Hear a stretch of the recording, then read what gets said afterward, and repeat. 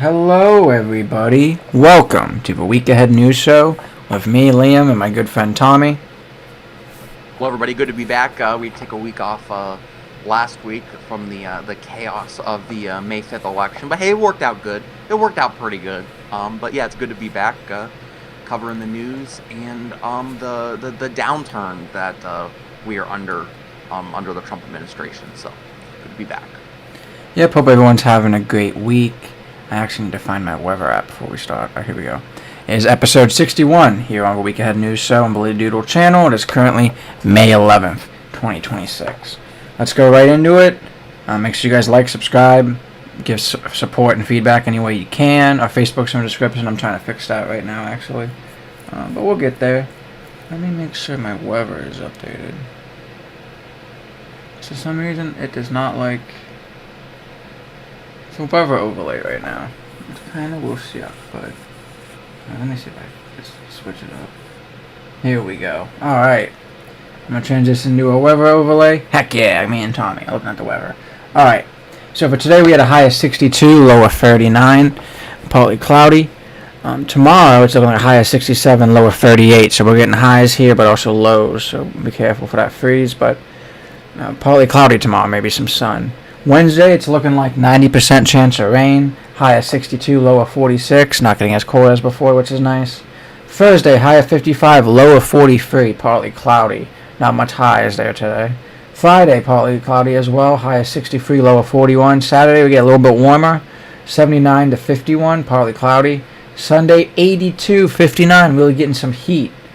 Same with next Monday, probably scattered thunderstorms, 45% chance. High at 85 next Monday, low at 68. So excited for that. Right now, the moon, actually getting some heat here in Ohio. We needed that. Let me get back to where my cursor is on my Mac. The moon right now is at 29% illumination, waxing. A waning crescent. Next moonrise is at 3:54 a.m. Next full moon in 20 days. Our moon set is at 2:40 p.m. Right now, our first light is at 5:37 a.m. Sunrise being at 6 or 8 a.m., getting that nice summertime 6 a.m. sunrise. Sunset 8:30 p.m. Last light 9:01. 14 hours and 21 minutes. Almost getting a whole hour last time we were here. We're really getting that daylight. 44% humidity, nothing too crazy. We have a freeze warning expected until tomorrow at midnight. That's really it for weather. Tommy, we're going in stocks for the last 5 days as I transition us. Real simple with the stocks. Stocks over the last 5 days were up. The Dow was up 1.36%. S&P 500 was up about 2.5%. Nasdaq was up about 4%. So real simple with the stocks. I'm also going to turn you up this a little bit to make sure they could hear you. Hope everyone's having a great day again. Actually, I cough. 1 second. Sorry, guys. Going right into our first topic, our funny topic. There's a 22-foot tall Trump monument consisting of a 15-foot statue on a 7-foot marble base has been erected at the Trump National Door Golf Course in Miami, Florida. The design is finished in gold and depicts Donald Trump in a confident pose with a raised fist, a gesture reminiscent of Jackson following the assassination attempt in Butler, Pennsylvania. Dedication of formal ceremony was held last week, led by Pastor Mark Burns, a member of the Pastors for Trump organization. This sounds like some Confederate stuff, but down south. Trump's reaction from presidents celebrated the statue on Truth Social, sharing a photo, and describing the figure as the real deal, while thanking the great American patriots who placed it there. There is some controversy in response to potential criticism. Pastor Burns explicitly stated on social media that the monument is not a golden calf, clarifying that it is intended to be a symbol of resilience, freedom, and patriotism, rather than a religious idol. Kind of crazy for me, but we've seen statues of Trump and Epstein all over D.C. for the past couple, half year. It's kind of funny to actually his own, gold one, and kind of like I said, I think it's called, the Sisters of the Confederacy or something, done mothers or something. Wives of the Confederacy back in the day, I forget what it was called, but put up statues everywhere of all those Confederate generals throughout the South and even sometimes in the North. Kind of dumb, but, if that's how they want to spend their money, I guess that's how they're spending their money. And this economy is kind of crazy. Must have been a crowdsourced thing, or, some crazy pastors with money doing that. What do you think, Tom? Yeah, so it wasn't in the write-up that was provided for us, but So the way that this was funded, I believe, was it had something to do with like crowdsourcing, like a bunch of crypto people came together to help pay for this.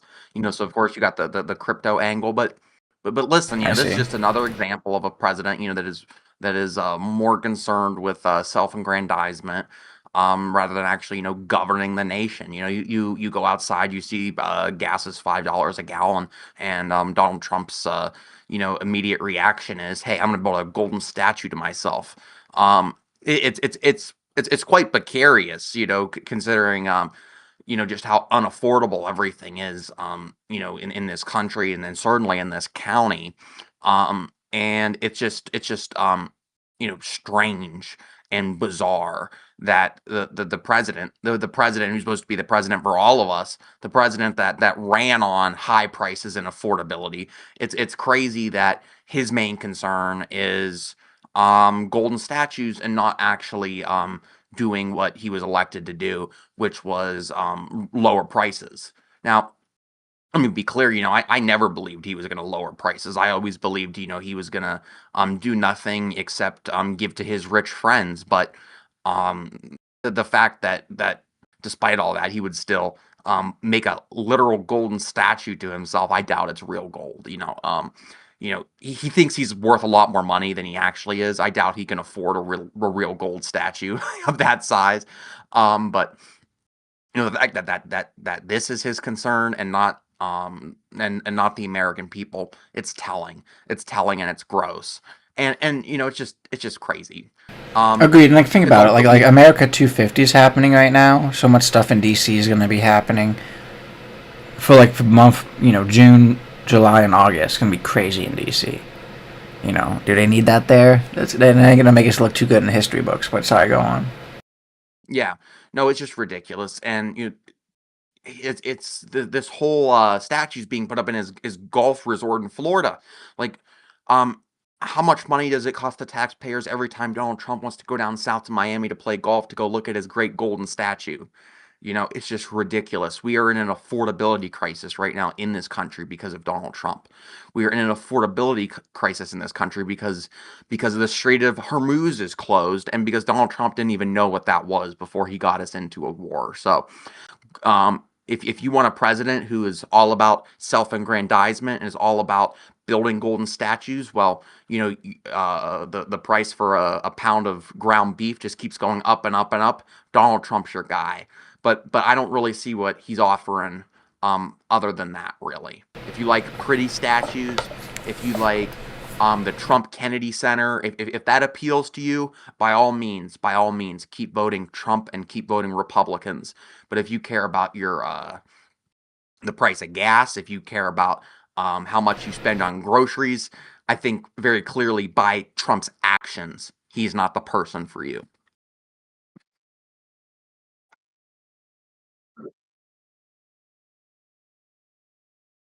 So good job, Tommy. And I totally forgot. Yeah, this was in Miami, not DC. So we won't see that with America 250. It's kind of crazy to be outside of his golf course, though. And I agree. It kind of shows how out of touch he is. I mean, he didn't pay for it, but people crowdfunding him did. And they could have spent that money somewhere else. But there's like, for symbolism of it, it's kind of crazy, like you're saying, when stuff's so expensive. I mean, a lot of this is because of how he treated the war. And it's funny, we even see Republicans right now talking about how we need to do a peace deal with Iran. And it's like, me and Tommy talked about this time and time again. We had one, especially nuclear. So it's weird that all this time we're kind of just in a circle jerk, and then it's hurting the American people money wise. You know what I mean? They say, oh, well, we didn't expect them to close the Strait of Hormuz. We destroyed their Air Force and Navy. Well, how could they blockade it for Strait of Hormuz then? I mean, all they're doing is lying to us time and time again about things, and it's just like, I'm tired of it. I mean? It's Trump being a bad president. He hasn't passed one bill besides a spending bill that hasn't really helped much. Hurt a lot of more people than it's helped, so I haven't seen him really do much. And kind of for $5 in gas, $6 premium gas and diesel, stuff's rough right now. We see Americans everywhere talking about it. And if it was Biden as president or Kamala, they'd be fuming right now. So they need to be fair and make sure they vote like that in November. Tom, are you going to talk a little bit more about Iran and an international topic? For sure, yeah, that's a good segue right there. So yeah, Iran war ceasefire on life support. Before I go into that, I'll comment very quickly. People are saying that they're surprised that they shut down the Strait of Hormuz. Um, I'm not surprised that they closed the Strait of Hormuz. Um, if anybody in the Trump administration is truly surprised by how this all played out, surprised that the Iranian regime would exercise coercive control over the state of Hormuz, I would like to sell you like a bridge or something. And honestly, you should also probably be fired Well, because real quick too, Tommy. Sorry, go on. any sort of person with a rational brain would have been able to think, hey, if we go to war in Iran, they're going to close the Strait of Hormuz. To be very, very clear, to the people in Washington that may not have anticipated that, you don't have to be smart to anticipate that. But really, what I was about to say, I don't think it's even anticipation. We were able to find where these people were at. So we knew exactly what they were saying, exactly where they were at. So there's no way we didn't hear conversations where they said, "Hey, if they fuck with us, we're gonna close the strait," and they still did it, and like no precaution. It's just crazy. Sorry, you can go on, but that's weird to me. I'm sure we have spies over there, of course, but to be honest, you don't even need the spies. Like your computers are bugged. How do we find them? Probably the phone. It literally should be an equation in our leaders' heads. We go to war with Iran, they close the Strait of Hormuz. It's simple logic. And the fact that that wasn't anticipated, seemingly, and that no preparations were put in place to actually deal with this problem is concerning, because you really don't have to, you don't have to have 100 years of Middle East history memorized in your head to recognize that they were going to do this. It's kind of like I'm trying to use like a local example. Like if the Chinese invaded Texas, are we going to shut down the Gulf of Mexico? Absolutely. You don't have to be like, it's very simple stuff, and it just shows how incompetent at every level our leaders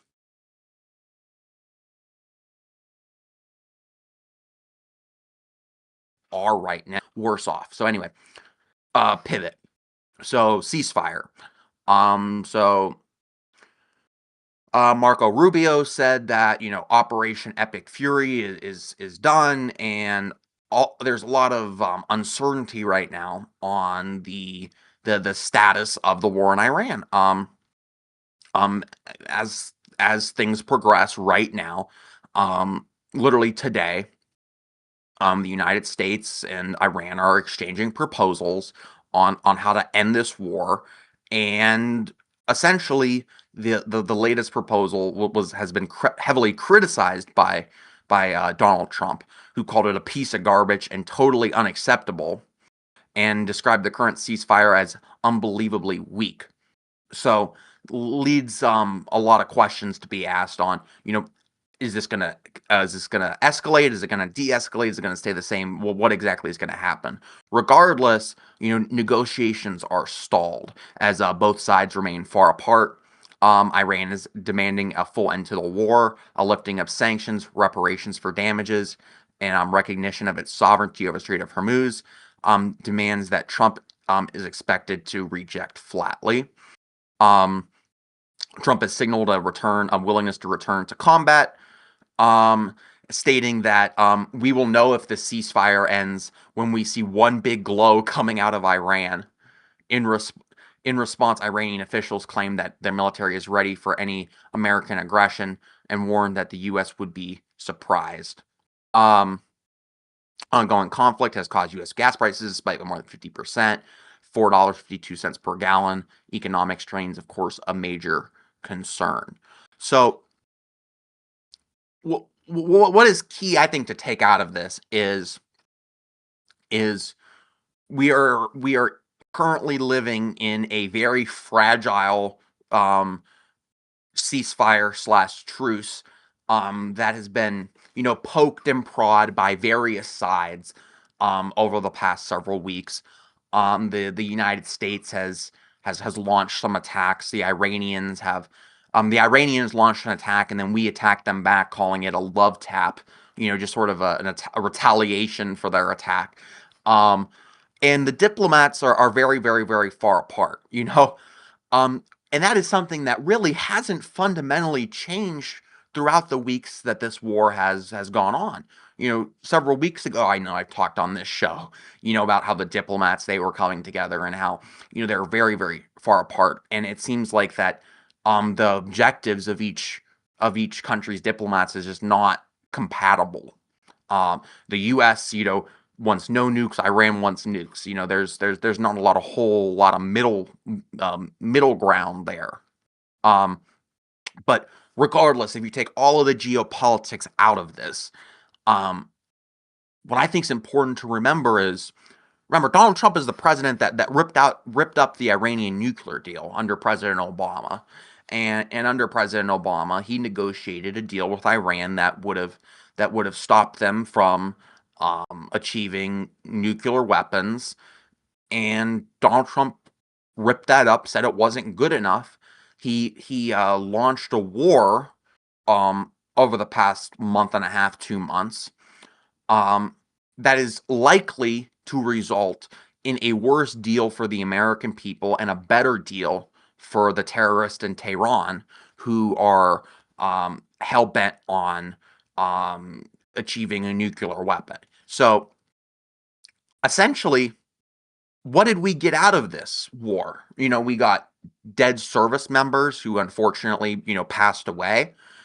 And we got, billions and billions and billions of our treasure spent, all to achieve an Iran that is stronger than when the Iran nuclear deal was signed and ripped up by Donald Trump. So it's just a disaster on every level. It represents poor strategic planning on the side of the United States.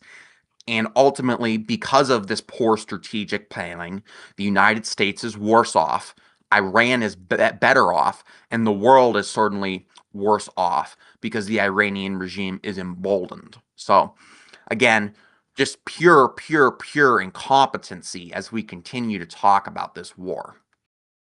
Agreed. It's just crazy, like you're saying. 2 and 3 Americans, they don't really care about it. They don't see justification. Gas is really messing us up, so we need to get this be done. Hopefully we can actually get a ceasefire, but our side needs to take it seriously and help them out too. It can't be all us, so it's just crazy. Yeah.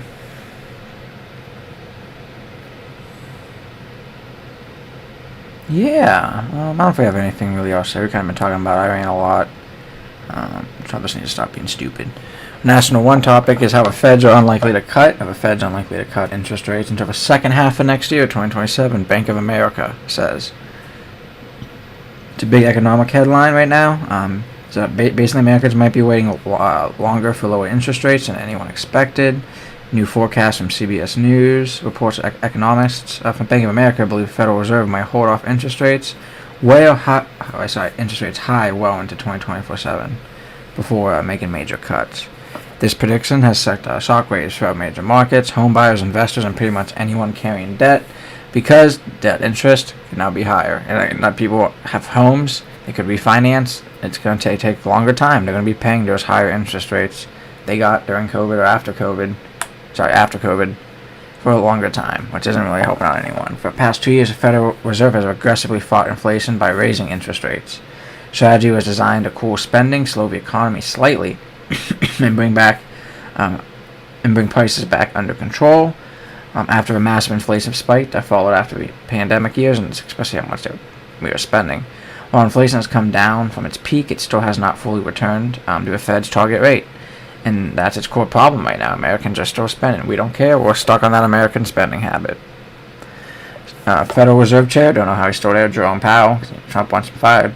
And other officials continue signaling they are not comfortable with declaring victory over inflation. The fear inside the Fed is that cutting rates too early could reignite inflation and force even more painful rate hikes later. Because of that, the Fed has keep rates sitting around 3.5 to 3.75%. For multiple meetings in a row, investors originally expected cuts sometime this year. Many economics think those cuts are not going to come until, like we said, later next year. Major reason is that for delays, that the U.S. economy has stayed surprisingly strong despite expensive borrowing costs, and we've always seen that. But like we said, we keep spending. Normally, higher interest rates slow everything down quickly. Businesses hire less, consumers spend less, and the economy weakens. But this has not fully happened this time. The labor market remains relatively healthy. Consumer spending has held up better than expected, and corporate earnings from major companies have stayed solid. One a recent job report that has become a huge talking point online because of the U.S. economy added 100,000 jobs in April, while unemployment is staying around near 4.3%. That told markets that the economy is cooling, only gradually instead of collapsing under high rates. For the Fed, that means there's less pressure to rescue the economy with lower borrowing costs. Another major factor is keeping inflation sticky is global instability, talking about before, especially energy prices. Oil markets have been volatile due to tensions involving Iran and border instability in the Middle East. And we saw that with Iran, with them bombing places in Bahrain and other places, so Saudi countries and oil refineries to hurt it as a whole. Higher oil prices affect nearly everything in the economy: transportation, groceries, shipping, utilities, like Tommy was saying, with beef prices and manufacturing. Economists worry that if costs keep climbing, inflation could stay elevated much longer than expected, which would not be good. Online reaction has exploded across financial TikTok, Reddit investing communities, YouTube finance channels, and Wall Street analysts. One of the biggest trending discussing is whether Americans are entering a higher for longer economy where elevated interest rates simply become the new normal. And we kind of saw that with people buying houses. People were fine paying 7%. Housing has become the hottest topics tied to this story. Mortgage rates remained high compared to the ultra-low rates people became used to in the early 2020s. Many Americans are now stuck in a strange situation. Where do they want to sell homes, now locked into low mortgage rates, while first-time buyers struggle to afford monthly payments at today's higher rates? Online discussions are full of frustrations from younger buyers who feel permanently priced out of the market, especially with how we saw during COVID, houses prices doubled. That type of inflation is crazy. Car loans are another trending issue, and we've seen that like Americans just being delinquent on car loans like a mofo.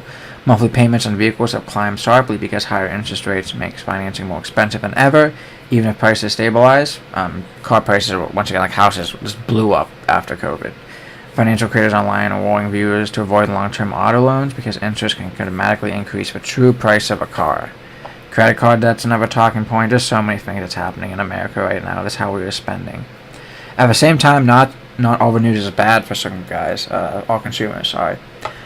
Savers are finally benefiting from higher rates after near zero returns. Saving accounts, money market accounts, and CDs are offering yields much better than they did just a few years ago. I used to be able to get like 2 on a freaking savings account. Now you can get like 5 and 6. Personal finance creators online are encouraging people to move idle cash into high yield saving products instead of leaning money into traditional low risk checking accounts. Overall, the growing belief that rate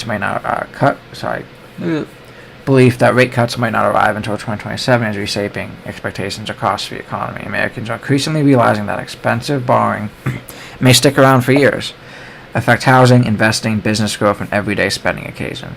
The biggest question now is whether inflation finally cools off for the Feds to ease up, or whether the U.S. economy is entering a completely new era, what we talked about before, where higher interest rates become a long-term reality and people are just fine with them, which is kind of crazy. We've seen that a little bit everywhere. I kind of want to give you my opinion on it's like prices doubling for certain things. But we do need to cut interest rates because like people are spending anyway, and we see that. So it does help savings accounts. It does help a lot of these things. For a long time, like a savings account shouldn't be your retirement account. You need something better like a Roth or just anything. A 401k would be a lot better, even if it's not matched. So it's interesting to see how things go.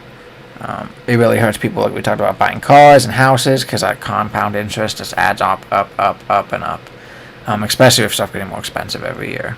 So hopefully everyone's doing okay, but I wouldn't be surprised if we saw a lot of people. I think we've already seen a lot of, we talked about it I think a couple weeks ago, high mortgage delinquencies all around, so we need to be careful. What do you think, Tom?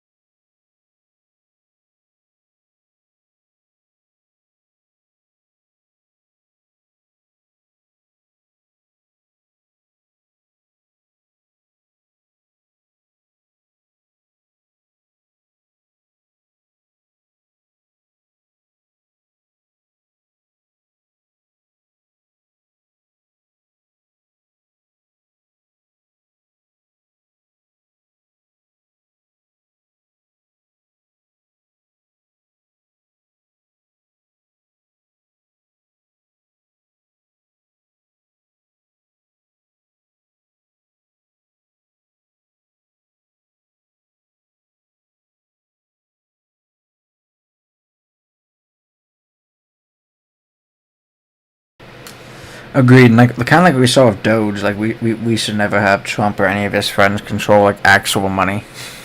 That would create a actual crash in the market. So I'm good on that.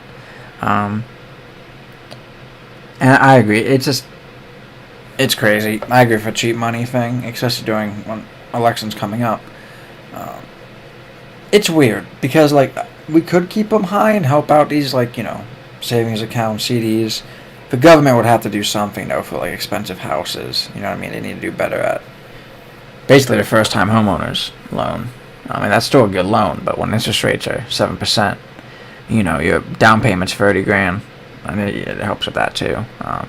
There's certain things for homeowners, and we've seen that statewide too. If you're a firefighter, a cop, a nurse in this state, you get a way better loan than anyone else who can. But I kind of agree with that. I mean, you should have a zero payment loan, a zero down loan, but it might be something like that.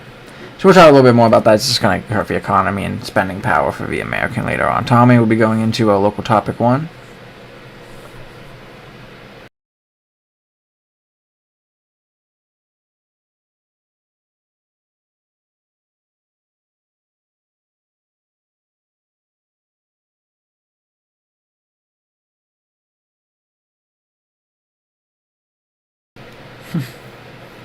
And is this for Trumbull County or kind of just the area?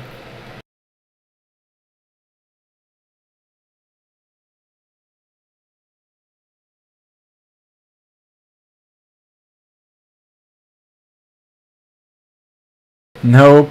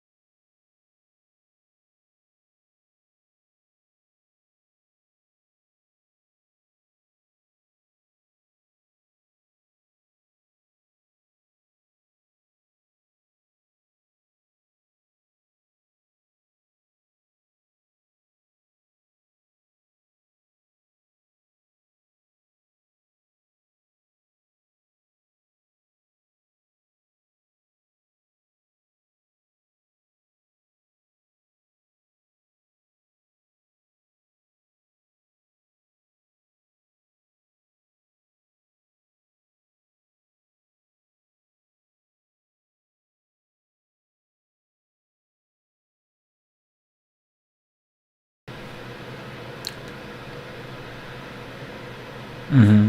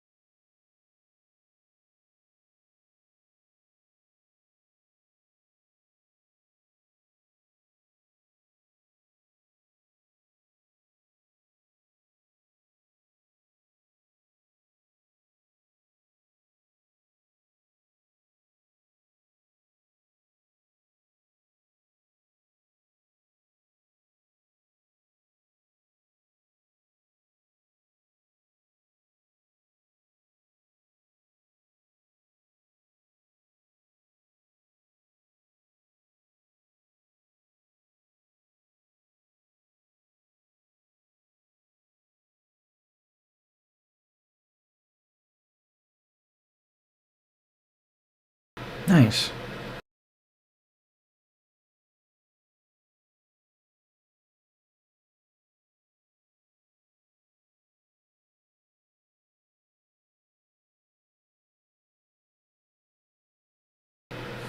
Heck yeah. No, that's great. You won your state central committee seat. I won my county central committee seat. Good to see. Get to help out my Democrats. And it's interesting. I'm happy to see we love the color missing Money Martha. We were here when it happened. She got beat. A lot of these people, Malloy got beat. What was the other? Nikki Fensko lost, so that's good.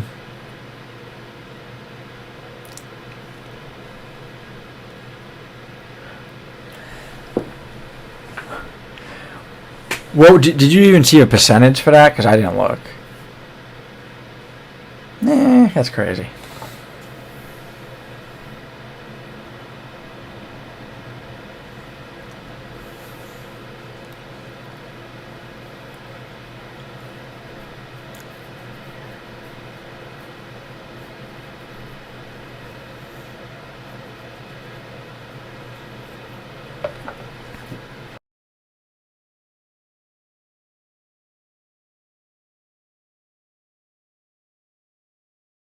Yeah, pick someone else.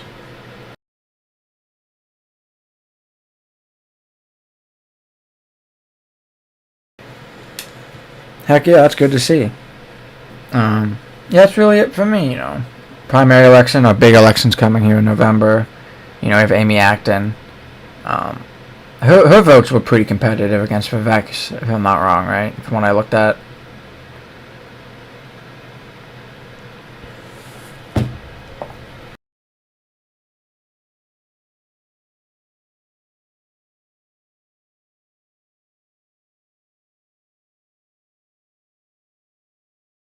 Well, Vivek thinks Cuyahoga Valley is in Youngstown, so hopefully he doesn't get votes here.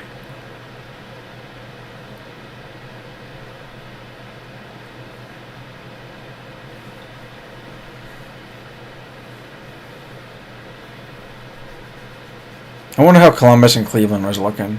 I'm guessing, they're both going to go Amy. I just want to know, how much. I'll have to look into that.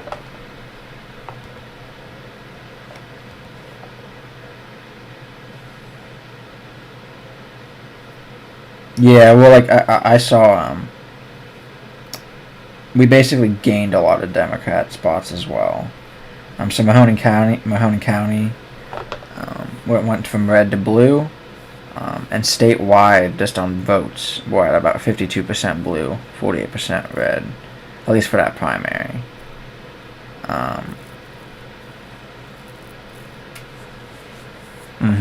And we'll kind of go into our next topic here too. And I think that was the only quick stat I had in my head that I saw.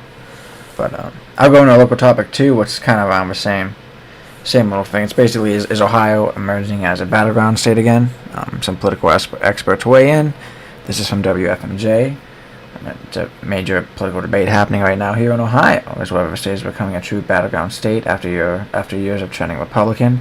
I think since about 2008 in Obama's era. 12. A recent report from WFMJ looked at national growth attention on Ohio's 2026 elections and asked a big question: are we shifting towards a swing state status again, or was this a political hype? The state voted for both parties multiple times for presidents. Back in the day, we backed Obama twice and was known for a classic bellwether state. But that changed dramatically during the Trump era. Since 2016, Republicans have dominated statewide elections, and Donald Trump carried by Ohio a solid margin in 3 straight elections. Many political analysts began calling Ohio a red state instead of a swing state. Now, with all the conversations changing again, national Democrats suddenly believe Ohio can become competitive in 2026 because several races are tightening, especially a massive U.S. Senate race between Sherrod Brown and John Husted. Brown is trying to reclaim the Senate seat he lost in 2024, and early polling has shown much closer race than Republicans expected, which is great to see, especially how this economy is doing. We'll probably keep seeing it happening. Several factors are making the state more competitive again. The biggest one is economic frustration, inflation, high gas prices, housing affordability, even in Ohio, and concerns about the national economy are a dominating voter conversation, especially in working class areas like Youngstown and Northeast Ohio. Some voters who strongly back support Trump in recent years are expressing frustrations over rising costs and international instability. Another reason is because Democrats believe they could reconnect with working class union voters. Sarah Brown, in particular, is known for a popular economic style that sometimes appeals to both Democrats and independents. National Democrats think Brown may uniquely be positioned to compete in Ohio because he often focuses on wages, manufacturing jobs, trades, healthcare costs, and labor unions instead of national culture war issues. At the same time, Republicans still have major advantages. Ohio Republicans currently control nearly every statewide office, dominate the legislature, and continue performing very strongly in rural counties and many suburban regions. Trump's influence in Ohio also remains powerful, especially among conservative voters outside major cities. Political analysts repeatedly warn that Democrats see opportunity in Ohio, but it's still structurally Republican compared to how it was a decade ago. So it'll be interesting. One of the biggest online trending topics tied to this debate is whether Ohio is becoming the new Florida in reverse. For years, Florida was viewed as the nation's top swing state before moving sharply Republican. Some analysts now wonder if Ohio could slowly move back towards the center because of suburban shifts, economic dissatisfaction, and changing turnout patterns as well. Another huge discussion online is the rise of Vivek Ramaswamy in Ohio. Ramaswamy winning the Republican gubernatorial primary has generated enormous national attention. Conservatives online view him as a rising Republican star, closely aligned to Trump. Not surprised there, he's a lot like Trump. While Democrats believe his outspoken style could energize opposition turnout. Many political commentators now see the governor's race between Ramaswamy and Democrat Amy Axel as another sign Ohio could be highly competitive in 2026. And I think I've talked with a lot of Republicans in Ohio that just don't like Vivek, and it's not like racism. It's just they don't like that he's a money guy. He made money on biotech. Not many people want a guy that has never lived here for a long time to make a bunch of money in the stock market and come back and think he could be a governor, because that's not really how it works. With Mahoning Valley, politics are also trending nationally again. Areas like Youngstown used to be Democratic strongholds because of organized labor in the steel industry. But over the last decade, many of those voters shifted Republican. Now both parties are aggressively targeting this region again because strategists believe Northeast Ohio could decide statewide races. Political reporters have highlighted Youngstown as one of the most important political bellwethers in the country this cycle, which is awesome to see. Another trending online debate whether national Democrats are investing too much money chasing Ohio when states like Georgia, Arizona, and North Carolina may offer easier paths to victory, and we've seen them vote Democrat in the past. Republicans argue Democrats are overreaching to a few close polls, while Democrats believe economic frustration could create a major midterm backlash against Republicans nationally, and we've kind of seen that in the past as well. So overall, Ohio is no longer being viewed as politically boring or safely predictable. Whether it truly becomes a swing state remains uncertain, and I kind of hope it does. That'd be awesome to see. What do you think, Tommy?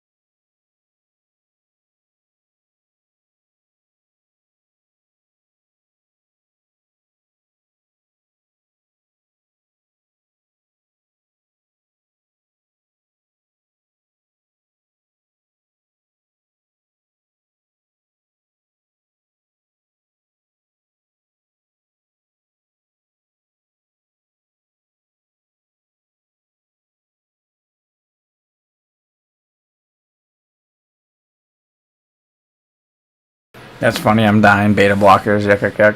No, agreed. And especially if we talked about history, like people mad at money, it's probably gonna happen. So be ready for it. I'm excited for it. Are you gonna go on your last topic? But you can go real quick.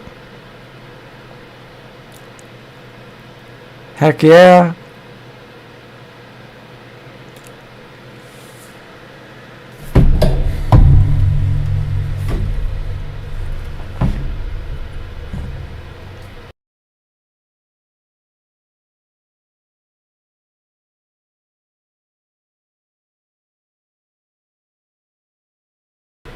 That'd be crazy. You should.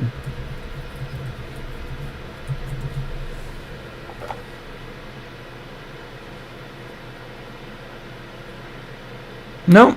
I'm good. Yeah. Let's just. What's the SCOTUS on? Let's see what this is.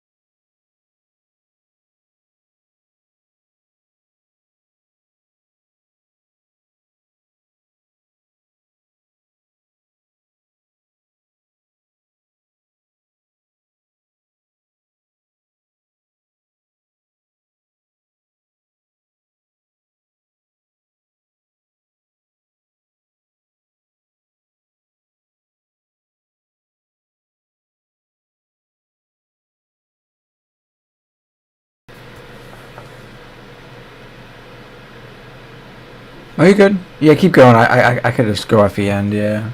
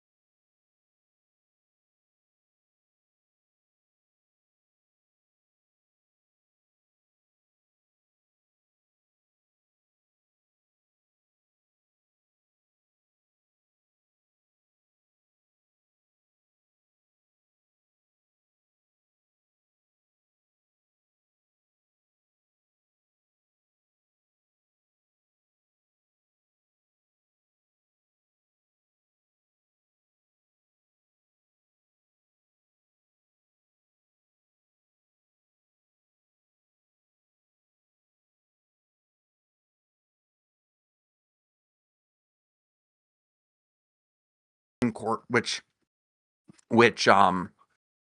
is controlled by Republicans, ruled that the legislature committed incurable procedural errors, including failure to follow the multi-step process for ballot measures and failing to post physical notification on courthouse doors as required by a 1902 law. The ruling is a significant blow to Democrats, who hope to flip 4 Republican-held seats in Virginia.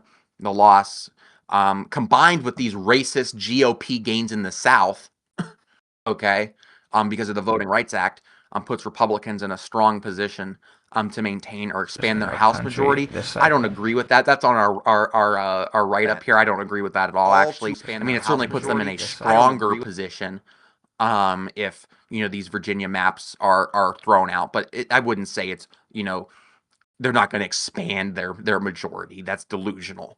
As a result of the ruling, the court must use the same congressional maps used in 2022 and 2024 elections for the upcoming midterms.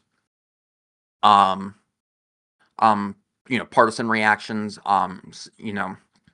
Republicans, celebrated it as a victory of the rule of law, and Democrats, expressed disappointment of the court's interference. So listen, I just want to talk about this too because this is a big deal, and it's all going to kind of play out here. There's been this battle of redistricting that's been going on ever since Greg Abbott in Texas gerrymandered the state of Texas to give Republicans an advantage because he knew they were going to face a rough midterm year. And ever since that happened, California, Virginia, various other states have been redrawing to sort of fight Donald Trump and the existential threat to democracy that he poses. And I haven't read the ruling of the Virginia Supreme Court, but certainly it is telling. Texas redrew their lines. There was no vote on that. In Texas, there's the legislature just does it. Virginia, they did vote on it, and it got overturned by the court. So again, I respect the judiciary and all of that stuff, but again, Republicans, they're just passing things. They don't have these sort of procedures where courts can get involved in redistricting in their states.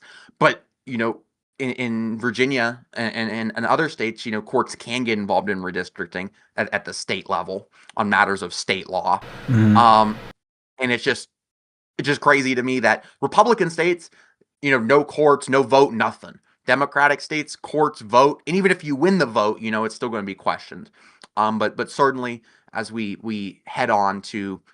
go into the November elections, it's still likely, I think, going to be a hard year for Republicans, and hopefully, we'll be able to continue this fight in court in Virginia, or at the very least, win as many congressional seats that we can in Virginia, because we need to kick all of these Republicans, all of these enablers out of the U.S. Congress. So anyway, that's sort of all I had to say about that.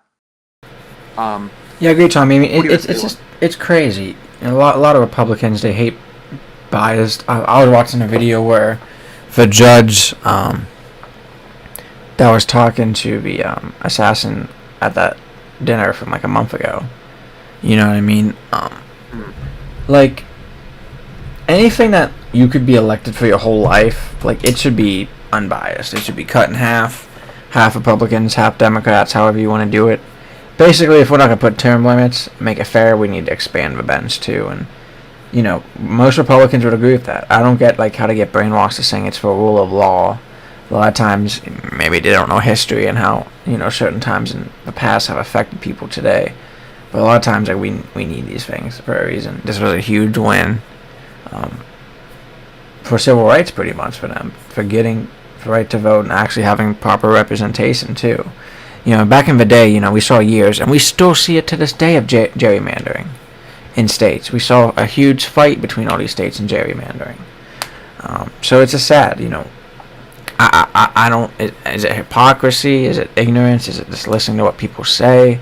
I don't know. It's crazy to me. A lot of times, a normal American will not understand a lot of what Tommy was saying. But it doesn't mean that you don't have to just believe anyone. Still make your own choice of what's right with history. And it's just crazy. And what's so crazy about the Voting Rights Act is, we all went to high school. You learn about the Voting Rights Act in high school, and everyone's like, rah, rah, rah, the Voting Rights Act is great. I guess Samuel Alito disagrees with that, though. And then Trump will say, oh, it's good, and all the sheep just flock to it. It blows my mind, it really does, because, yeah, it could be for anyone. It could be majority white districts in a black state, vice versa, you know what I mean? Like, it blows my mind. It really does. Because a lot of it, like Tommy knows, is precedent. It sets horrible precedent for the future in other states. And also, like, what is for split? What is this, our Supreme Court even doing? A lot of it, I get, is reviewing stuff in the past, but it's just crazy to me. You know what I mean? Yeah. And in many sections, the Voting Rights Act, of course, was passed in the '60s. It's a crazy, it's basically its whole area of law, kind of. It's a very, very complex law. There's different sections of it. It's a very big law that covers a variety of different topics, from redistricting to, you can't have poll taxes. It's a big, big, big law. And just under the Roberts Court, each little provision of the Voting Rights Act, has been shipped away. So here's another example. We talk about the sort of the historical discrimination that African Americans faced in the Jim Crow South with, issues like, poll taxes, literacy tests, those sorts of things. Because of the Voting Rights Act, until a couple years ago, whenever southern states or any states that had a history of doing this type of stuff, whenever they wanted to make changes to their election law, they would have to get approval from the Department of Justice Civil Rights Division. Okay, in order Supreme Court said you don't got to do that anymore, too. So that's just another example how a different section of the Voting Rights Act has been chipped away. And the Supreme Court has been on a pattern here, and Samuel Alito in particular has been on a crusade to really upend the VRA and election law, and it's dangerous. Agreed. I think we talked about a couple more times on this show, a couple times where they've just attacked Voting Rights Act and other stuff to help out minorities or other people. We've seen it. And it's funny. When DEI started and they started removing DEI, they said this is all it's going to be. It's not going to be a slippery slope. Why are you freaking out? But now we see that actually it's deeper than that, in my opinion. And we knew that from Project 2025. It's all about electoral control. At the end of the day, a lot of these people don't care about, if people in Birmingham, Alabama get to elect a representative of their choice. These people don't care. These representatives in the Alabama state government, I guarantee you they do not care. I guarantee you that Mike Johnson in the U.S. House does not care. I guarantee you the Thune, the Senate Majority Leader, does not care. The only people that really do care are people that are informed and people that actually, value things like the Constitution and the Equal Protection Clause and stuff like that. So it's. Oh, sorry, I agreed. And a lot of times it's like hypocrisy, right? Like they don't care unless it affects them. Oh yeah. And it's crazy. That's human nature. Yeah, I know, but like you can't be like that. Like I see a lot. That's like the difference between Republicans and Democrats is what Republicans care about the people around them, and so do the Democrats. They just care about other people too. You know what I mean? If the same thing's happening to their family, they want to protect the other family. If they get a vote freely, everyone else should be able to. So, yeah, it's just crazy to me. I'm tired of it. You know what I mean? We see it time and time again. Them just attacking. So, instead of doing anything better for this country. So, luckily, you know, I mean, we can. It's. You know, I was gonna try to end something positive with this, like, well, at least we have this, you know. But I mean, Congress has significant authority, you know, to regulate elections when it comes to like voting rights with minorities and stuff.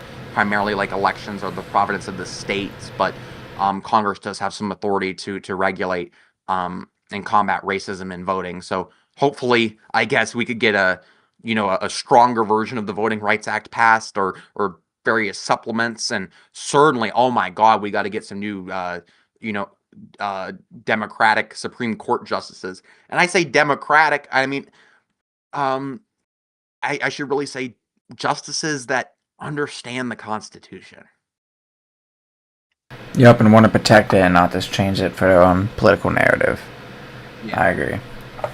Alright, that's really it for me. Are you on this topic, Tom? All good. Alright, good. Thank you guys for staying. There's a little bit longer episode, about an hour 15 today. A little bit less.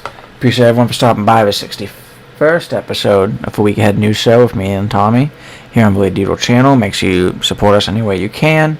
Drop a like underneath Tommy's notifications. Subscribe if you're not already. All of that helps us out in the YouTube algorithm. We'll be back here Thursday for the Northeast Ohio Sports Show, talking about some Indian F1, some other sports happening, Cavs right now going on. We'll be also back here next week at 8:30 for episode 62 of a Week Ahead News Show with me and Tommy. Hope everyone has a great night. Good night, Ohio.